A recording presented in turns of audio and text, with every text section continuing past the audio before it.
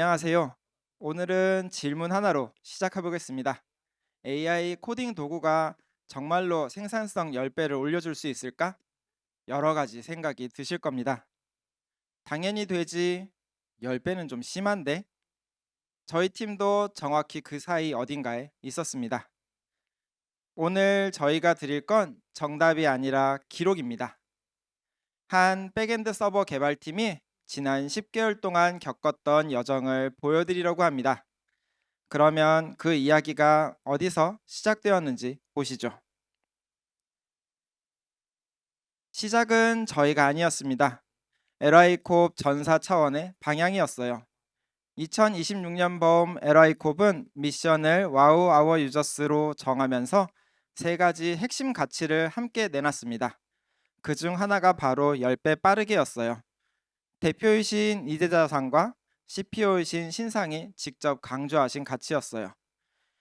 2월에는 키오이초 오피스 곳곳에 바로 10배 빠르게라는 포스터가 붙었습니다. 출근할 때마다 이 포스터를 지나치게 된 거죠. 솔직히 처음 포스터를 봤을 땐 고민이 많았습니다. 저희도 나름 AI를 써서 빠르게 일하고 있다고 생각했는데 10배라니 이게 가능한 숫자인가? 힘들 것 같은데 라는 생각이 먼저 들었습니다. 아마 비슷하게 느끼신 분들이 계실 거예요. 그래서 저희는 불평하지 않고 추측하지 않고 직접 재어보자고 결정했습니다. 지난 10개월 동안 우리 팀이 어떻게 변했는지를 측정해 보았습니다. 그 결과 인당 시간당 생산성이 9.24배가 늘어 있었습니다. 스피드 10배에 생각보다 훨씬 가까이 닿아 있었습니다. 이 숫자를 본 순간 이건 꼭 공유해야겠다 싶었습니다. 그게 오늘 발표의 출발점입니다. AI를 어떻게 사용하는지에 대한 방법은 다른 훌륭한 세션에서 많이 준비되어 있었습니다. 저희는 AI 방법론의 발전에 따라 어떻게 팀이 변화해 왔는지 측정한 결과를 공유해 드리겠습니다. 그럼 이 이야기를 들려드릴 저희가 누구인지 짧게 소개하겠습니다. 발표자는 모두 라인 플러스의 라인 홈 백엔드 서버 개발자입니다. 저희 팀은 사내 플랫폼인 컨텐츠 스펙트럼을 만들고 있습니다. AI를 사용한 라인홈의 컨텐츠 검색, 분류, 분석을 제공합니다. 30분 동안 크게 세 막으로 진행하겠습니다. 1막에서는 저희가 무엇을 측정해서 9배라는 숫자를 뽑아냈는지 이야기합니다. 2막에서는 그 결과를 만든 세 가지 조건을 어떻게 세웠는지 풀어드립니다. 3막에서는 여러분이 당장 따라해 볼 수 있는 4주 플랜을 소개합니다. 마지막 어펜딕스엔 보충 자료를 넣어 두었으니 발표 후 참고하시면 됩니다.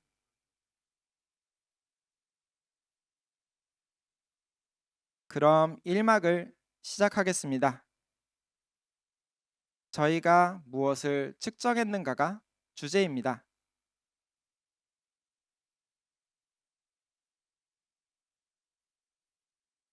반복해서 나오는 용어 5개를 먼저 설명해 드리겠습니다.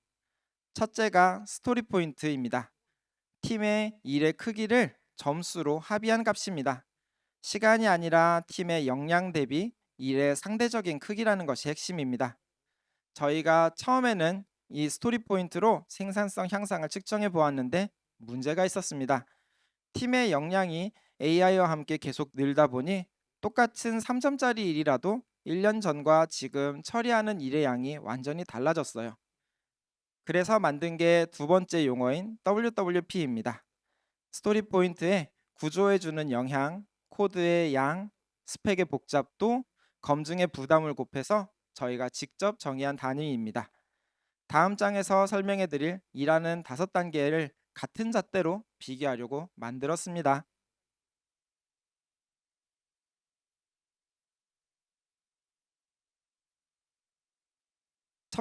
세 번째, 개발 완료는 지라 티켓이 개발 시작돼서 머지될 때까지의 시간입니다.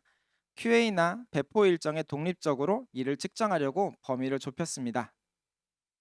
네 번째, 컨텍스트 엔지니어링은 AI에게 어떤 정보를 줄지 고민하는 기술입니다. 마지막 하네스 엔지니어링은 말에 씌우는 마구처럼 AI를 묶어서 방향을 제어하는 기술입니다. 하네스에 대한 설명은 오늘 다른 세션에서 많이 다루어졌으니 혹시 못 들으신 분들이 계신다면 영상을 나중에 참고해 주세요. 이 두 용어가 곧 말씀드릴 저희의 두 번의 돌파점과 그대로 연결이 됩니다. 저희가 측정한 범위입니다. 10개월 동안 완료된 질의 티켓, git 커밋, 머지된 PR을 직접 집계하였습니다. 베이스라인, 프롬프트, 컨텍스트, 에이전틱, 하네스 5단계로 일하는 방식을 시기별로 나누었습니다. 해당 시기에 많은 주목을 받았던 방법론들을 적용하였습니다.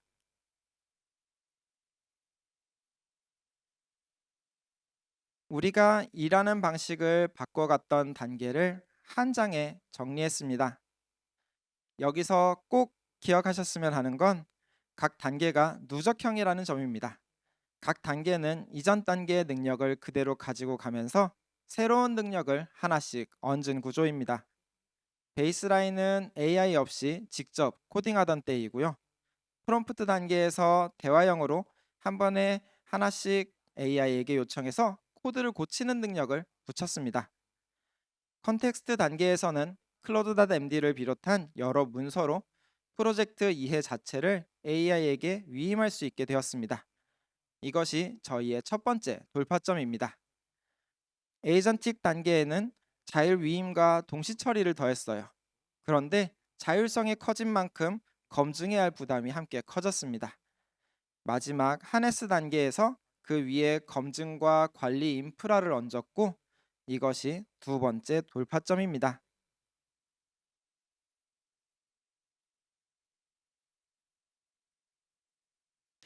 결과를 말씀드리기 전에 AI 개발 생산성을 측정하는 표준이 따로 없어서 저희는 아까 말씀드린 WWP라는 단위를 만들어 측정하였습니다. 이 단위에 대한 자세한 설명은 어펜딕스에 넣어두었으니 나중에 참고 부탁드립니다. AI 도구를 도입하고 일하는 방식을 바꿔온 10개월 동안 인당 시간당 성과가 9.24배, 그러니까 9배가 넘게 올랐습니다.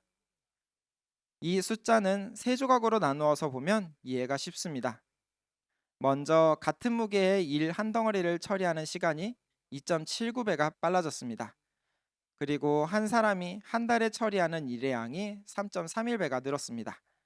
이 둘을 곱하면 같은 사람이 같은 시간 동안 만들어내는 일의 양이 9.24배가 됩니다.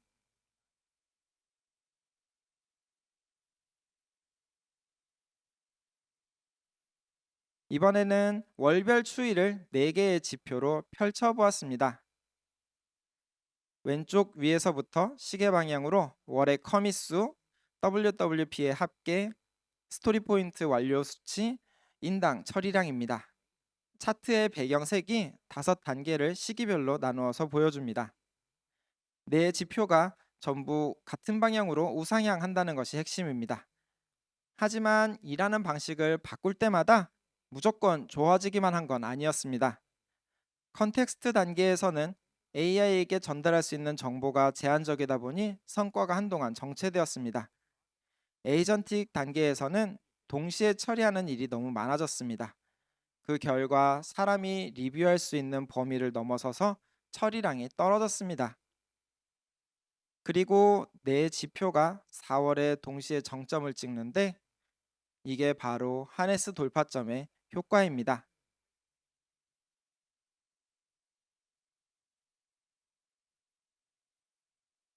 숫자만 보면 9.24배가 제일 강렬해 보입니다.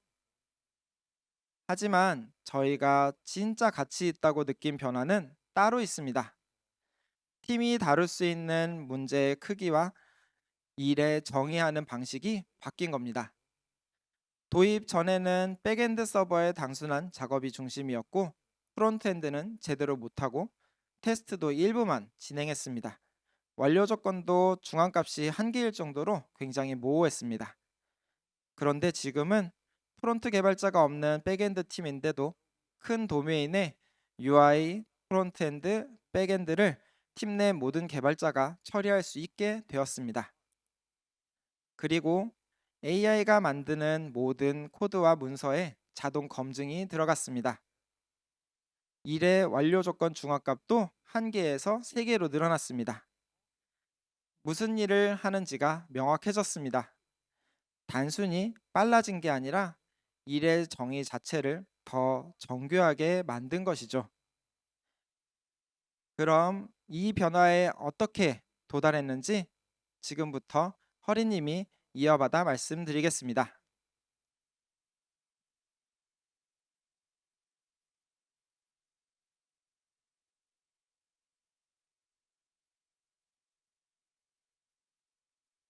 네, 안녕하세요. 허린입니다. 제 1막에서 홍중님이 무엇을 측정하셨고 9.24배가 무엇을 의미하는지 정리해 주셨죠.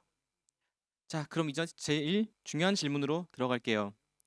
그 결과는 도대체 어떻게 만들어졌느냐? 2막에서는 9배 효율을 가능하게 한 3가지 조건을 하나씩 풀어드리겠습니다.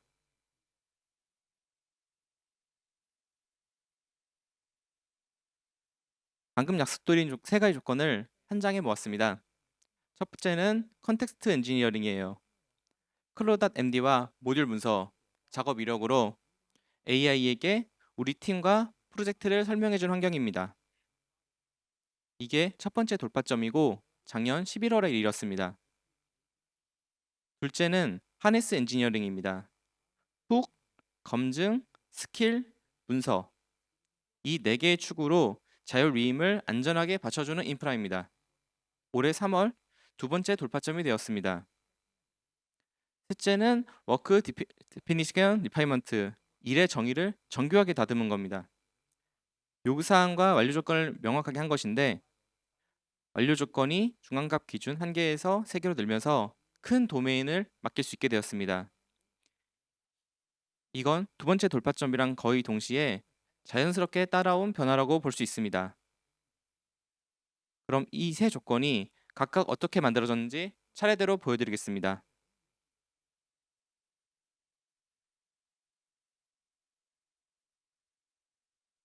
저희가 거쳐온 단계입니다. 베이스라인, 프롬프트, 컨텍스트, 에이전틱, 하네스 이렇게 5입니다. 그런데 진짜 변화는 이 5단계가 아니라 이 단계 사이 2번의 돌파에서 일어났습니다. 첫 번째 돌파는 작년 11월입니다. 프롬프트에서 컨텍스트로 넘어갈 때 클로단 MD를 만들고 다듬었습니다. 문서 한 장으로 프로젝트 이해와 작업 이력을 AI에게 통째로 넘겼더니 똑같은 프롬프트를 줘도 효율이 몇 배로 점프했습니다. AI가 단순한 자동 완성에서 일을 맡길 수 있는 동료로 바뀐 순간이라 할 수 있겠습니다.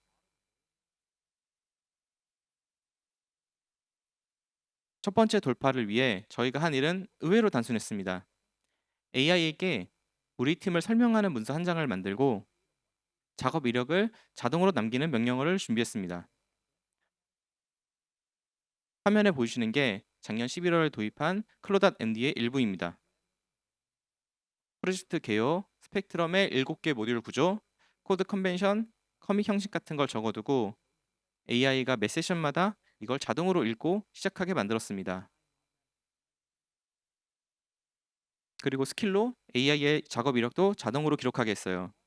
예를 들어 데브 스타트 명령어를 치면 티킷이랑 브랜치를 시작하면서 개발 계획 문서를 쓰게 하였고 PR 서제스트를 치면 PR 본문을 자동으로 만들어주는 식입니다. 이렇게 해두니까 AI가 매 작업마다 이 티켓의 목표와 진행 상태를 다 알게 됐어요. 그러면서 각 작업을 계획하고 개발한 이력이 코드와 함께 문서로 남게 되었습니다.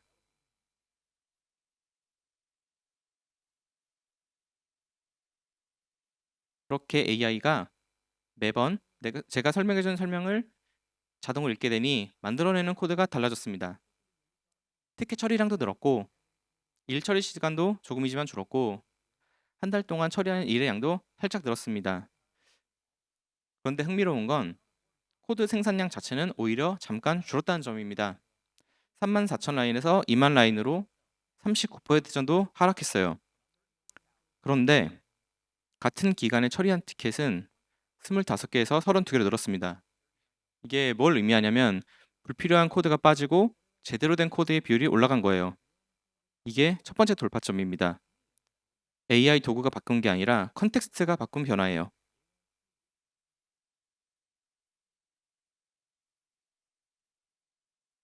하네스에서 왜 추가적인 검증을 하게 되었는지를 설명하는 게 바로 이 60파일 사건입니다. 올해 3월 에이젝트 단계 자율 위임을 한창 늘리던 시기였어요. PR 리뷰를 하다가 에이전트가 손대면 안 되는 레거시 영역의 파일 60개를 제멋대로 고쳐버린 걸 사람이 발견했습니다. 다행히 머지 전이라 운영 영향은 전혀 없었고요. 복구에 든 비용은 다 합쳐서 하루 정도였습니다. 비용 자체는 작았지만 깨달은 것은 많았습니다. 스커르.mb 같은 설명 문서만으로는 자율 에이전트를 제어할 수 없었습니다. 에이전트의 자율성이 올라갈수록 검증 부담이 비례해서 폭증하게 됩니다. 마지막 단계에서만 사람이 리뷰하는 것은 한계가 있다는 거예요. 그래서 검증을 인프라로 옮겨야 된다는 결론에 도달했습니다. 만약 이게 리뷰에서 안 걸리고 배포까지 갔다면 복구하는데 며칠에서 몇 주가 걸릴 수도 있는 사건이었어요. 이런 잠재 위험을 매번 운에 맡길 수는 없다는 게 핵심입니다.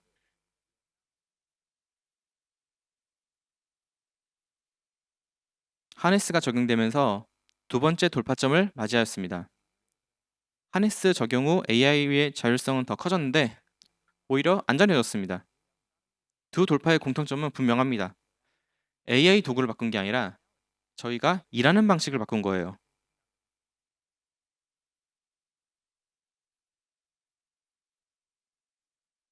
이 사건 이후에 저희 팀이 낸 결론은 AI를 덜 쓰자가 아닙니다.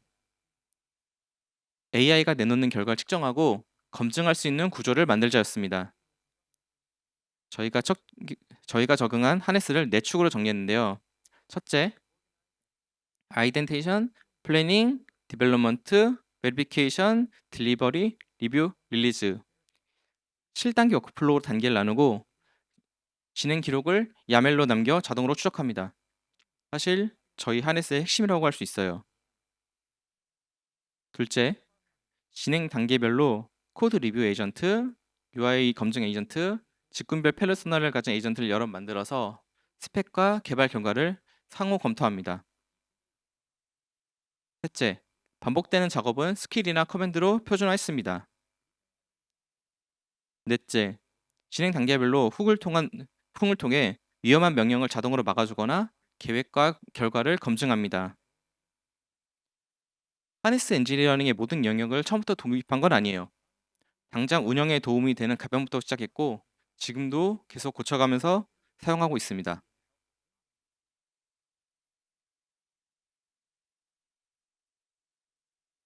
하네스를 본격적으로 도입한 결과 데이터입니다. 올해 4월부터 4개의 축이 제대로 돌기 시작하면서 지표가 전부 에이전틱 대비 2배 넘게 뛰었어요. 검증 인프라가 자율 위임을 받쳐주기 시작하면서 나온 효과입니다.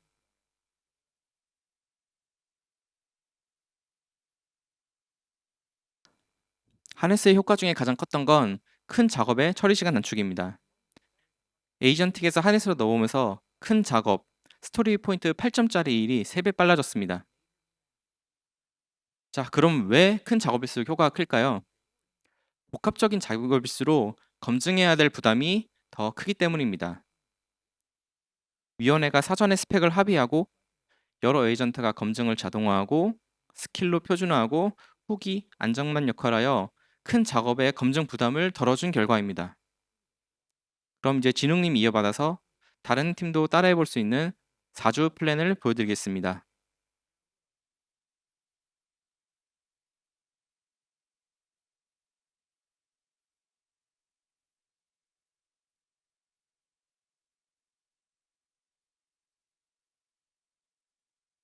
안녕하세요. 홍진욱입니다. 마지막 막에서는 4주 플랜을 1주차부터 4주차까지 보여드리고 떤 팀에 적용 가능한지 조건을 정리한 다음 한 줄 메시지로 마무리를 한번 해보겠습니다. 조직이 바뀌는 가장 빠른 길은 한 사람이 직접 경험하는 것이고 그 한 사람이 다음 주부터 여러분이 될 수 있습니다.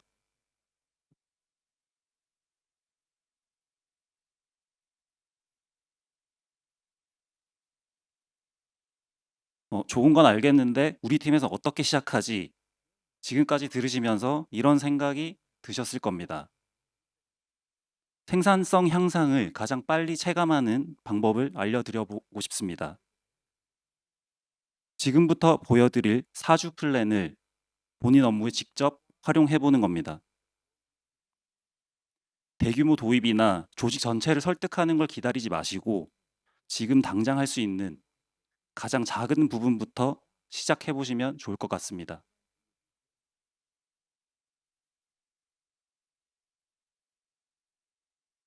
1주차는 코드를 한 줄도 건드리지 않는 단계입니다. AI에게 우리 팀과 프로젝트를 설명하는 그 클로드.md를 하나 생성을 해보는데 처음에는 10줄에서 15줄이면 충분합니다.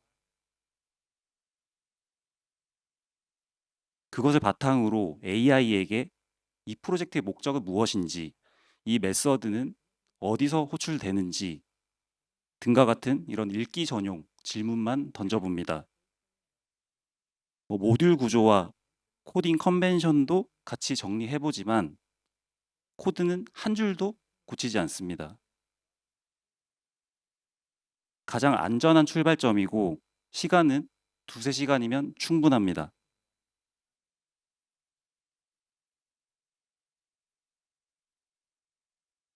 2주차와 3주차에는 문서와 메타데이터를 수정하는 영역에 AI를 적용해 봅니다.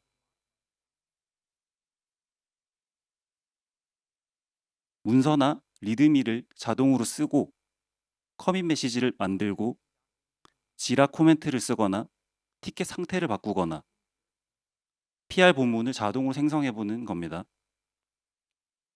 이 모든 부분들이 운영 코드에는 영향이 없는 안전한 곳들이고 그 과정에서 반복되는 작업 한두 개를 이제 스킬 명령으로 뽑아내기 시작하는데 이것이 팀의 스킬이 자리 잡는 단계입니다. 시간은 10시간에서 20시간 정도 소요되겠지만 위험도는 여전히 낮습니다.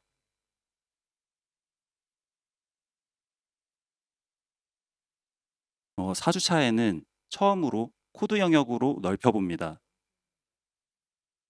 다만 이 자율 위임이 아니라 검토하고 승인하는 워크플로우 형태로 안전망을 두게 됩니다. 알아서 해줘 라고 시키시면 안 됩니다. 사람이 요구사항을 정리하면 AI가 계획을 세운 후 사람이 한번 승인하고 또 AI가 개발하면 사람이 또 한번 승인하고 그 다음 코드 리뷰를 거쳐 머지합니다.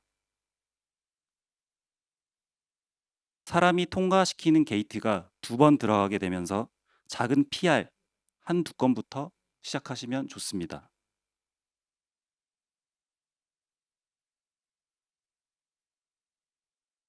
시간은 20시간에서 40시간 정도 소요되고 위험도는 중간 정도로 올라가겠지만 이런 게이트가 안정성을 받쳐주게 됩니다.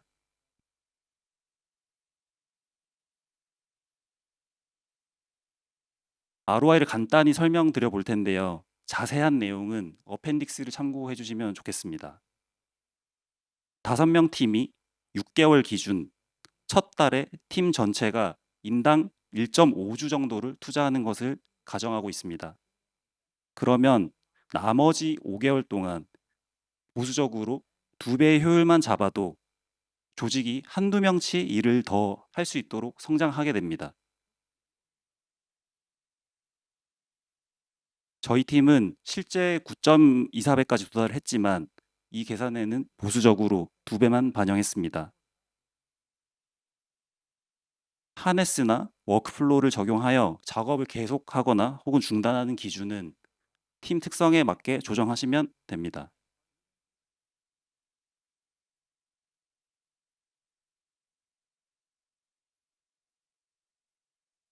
어느 팀에 적용 가능하냐? 이게 제일 자주 받는 질문이라 5가지 기준으로 정리해봤습니다.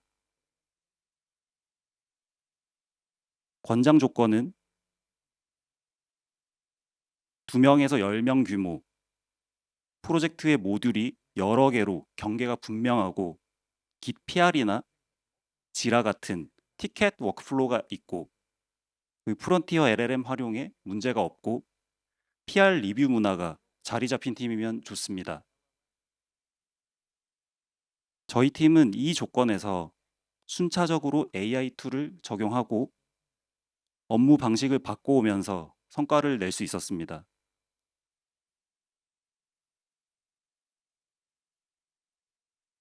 반대로 적용이 어려운 경우도 솔직하게 말씀드려 보겠습니다. 1인 팀이거나 50명이 넘는 큰 조직, 경계가 불분명한 모놀리식 프로젝트, PR이나 티켓 워크플로우가 아예 없는 경우, 또는 엔터프라이즈 계약이 되지 않아서 프론티어 모델을 사용하기 어려운 환경, 그리고 리뷰 없이 바로 푸시하는 문화. 이런 경우라면 AI 도입을 바로 검토하기보다는 팀의 체질을 먼저 개선하시는 게 순서일 것 같습니다. 무조건 저희 팀의 9.24배를 그대로 가져가실 수 있다는 게 아니라 조건이 맞을수록 비슷한 효과를 기대할 수 있다는 뜻이 됩니다.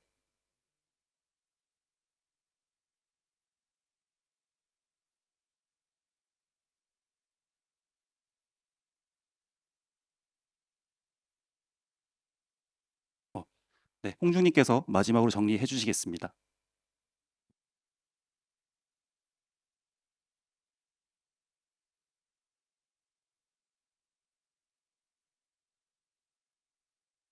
다시 홍중입니다. 오늘 발표를 한 줄로 요약해 보겠습니다. AI 생산성 10배는 AI의 도구 도입이 아니라 일하는 방식을 다시 만든 결과입니다. 클로드 코드, 코파일럿, 코덱스와 같은 도구는 모두 똑같이 시장에 있었습니다. 같은 도구를 두고도 결과가 갈린 이유는 그 도구 주위에 우리 팀이 만든 환경이 있었습니다.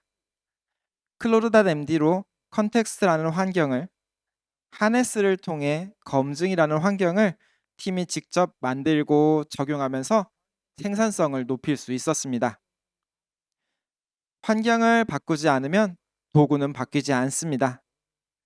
저희 팀 전원이 AI를 이해하고 동료처럼 받아들이고 함께 고민했습니다. 그 순간 AI는 명령을 받는 도구가 아니라 함께 결정하는 동료가 되었습니다. 그 결과는 생산성 9.24배, 10개월 동안 장애 0건, 핫픽스 월 1회 이하로 돌아왔습니다.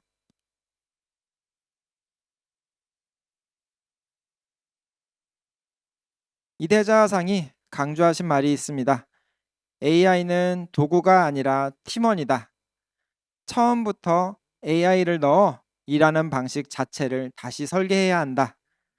저는 이 말이 현실이 될 때 비로소 스피드 10배를 달성할 수 있다고 생각합니다.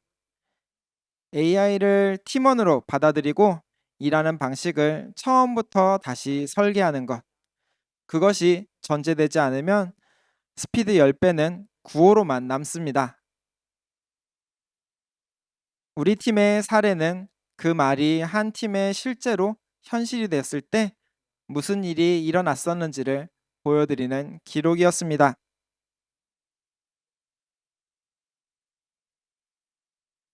혹시 AI를 그냥 도구로만 쓰고 있거나 컨텍스트 없이 명령만 던지거나 검증할 환경이 없으시다면 지금이 다시 점검할 시점입니다. AI를 도구가 아닌 팀원으로 생각하고 일해보세요. 먼 미래가 아닌 지금 바로 시작해 보실 수 있습니다. 감사합니다.